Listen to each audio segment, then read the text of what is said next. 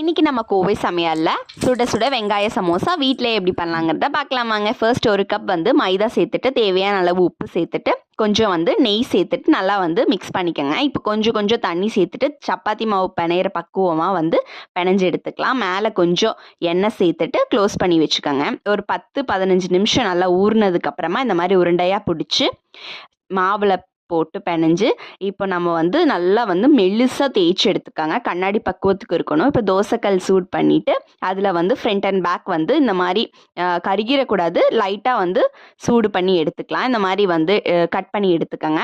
அடுத்தது பேனில் தாளிப்பு ரெடி பண்ணுறதுக்கு எண்ணெய், சீரகம், பெரிய வெங்காயத்தை நல்லா 4 பெரிய வெங்காயத்தை நல்லா நீல வாக்கில் கட் பண்ணி சேர்த்துக்கோங்க. இப்போ நல்லா வெங்காயம் வணங்குறதுக்கு வேண்டி உப்பு சேர்த்துக்கலாம் தேவையான அளவு. இப்போ மஞ்சத்தூள், சிக்கன் மசாலா, கரம் மசாலா, கொத்தமல்லி தூள்லாம் சேர்த்துட்டு நல்லா ப்ரௌன் கலரில் ஆகிற வரைக்கும் நல்லா வணக்கி